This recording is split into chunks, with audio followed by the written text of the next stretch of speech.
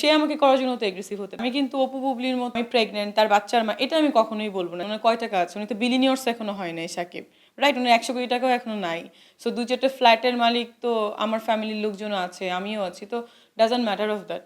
উনার থেকে হাজার হাজার বিলিনিয়ার্স আমার পিছনে ঘুরে, ওনার থেকে হাজার হাজার কি বলে অনেক শেখও আছে আমাকে প্রপোজ দিয়েছে, অনেক বাদশারা আছেন হাত কেটে ব্লাড দিয়ে চিঠি লিখে পাঠাচ্ছে যে তুমি আমাকেই বিয়ে করো, কেন সাকিবকে বিয়ে করবা, ওর কোনো কোয়ালিটি আছে নাকি, ও ইলিট মানে এডুকেটেড না, শুধু হিরো হইলেই কেন বিয়ে করতে হবে তোমাদের, আমি আনম্যারিড, এরকম অনেক মানে মেসেজ আসতেছে, যেটার জন্য মানে এখন কি বলবো বুঝতেছি না। তার সঙ্গে আমার বিয়ে হবে কিনা সেটাও তো আমি বলিনি, তাকে আমি বিয়ে করবো কিনা সেটাও কিন্তু আমি বলিনি। অনেকে বলছে যে আমি নাকি তার বিয়ে করার জন্য এগ্রেসিভ, বাট আমি দেখা গেলো উল্টাও তো হতে পারে, সে আমাকে করার জন্য তো এগ্রেসিভ হতে পারে। আপনারা কীভাবে জানেন? আমি তো দেখেছি ম্যাক্সিমাম ছেলেগুলাই আমাকেই বিয়ে করার জন্য এগ্রেসিভ হয়ে থাকে। আমি তো করতে চাই না। তাকে যদি আমি করতে চাইতাম 17 সালেই তো করতে পারতাম, যখন দিদির সাথে রিলেশন ব্রেকআপ হইলো অপু দিদির সাথে, তখন তো বুবলি ঢুকতে পারতো না। ভালো লাগে না সেটা তো আমি বলি না, he is very good looking, he is very smart, তো সবারই ভালো লাগবে, একটা সুন্দর ছেলে, সুপারস্টার, সব দিকে সে প্লাস। কিন্তু একদিকে একটা প্রবলেম আছে, সেটা হচ্ছে এডুকেশন প্রবলেম, যেটার সঙ্গে আমার সঙ্গে একদমই যায় না। আর ফ্যামিলি ব্যাকগ্রাউন্ড নিয়ে আমি আসলে কথা বলতে চাই না, কারণ এটা তো বাই বার্থ মানুষ পেয়ে আসে, এটা নিয়ে প্রাউড ফিল করারও কিছু নেই। সুপারস্টার হোক, সুদর্শন হোক, সব কিছুই সে, কিন্তু এদিক থেকে তো আসলে আমার থেকে সে অনেকটা মানে নিচে আছে। আরও একটা দিক থেকে সেটা হচ্ছে সে ম্যারিড, আমি আনম্যারিড, সো দুই দিক থেকেই তো সে আমার থেকে মাইনাসেই আছেন। যাকেই বিয়ে করে আমি কখনো এইভাবে হাজির হব না, আর এরকম বিয়েও করবো না যে মনে করেন আমার হাজির হওয়া লাগবে।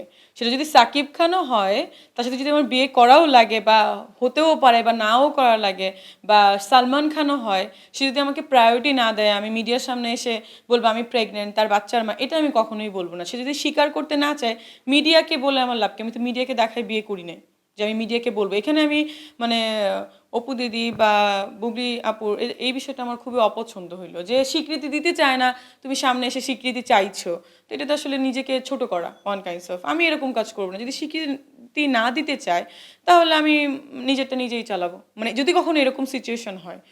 সেটা অনেকে বলতে পারে আমি কিন্তু অপু বুবলির মতো, কিন্তু না, আমি কিন্তু মিষ্টি জানাতে আমার যোগ্যতাই হয়েছে, যা হয়েছে এটাই। আমাকে কিন্তু অনেক লোকই চিনতো, আমার কিন্তু 20 লাখ ফলোয়ার্স আমার পেজে, আমি তো এগুলা, তো আমি অনেকগুলো ছবি করেছি, আমি 11টা ছবি করেছি অলরেডি রিলিজ সব ছবি। তো আমি তো সাকিব ভাইয়ের সাথে এই পর্যন্ত আমার এখনো কাজ করা হয়নি, সাকিব খানের সাথে।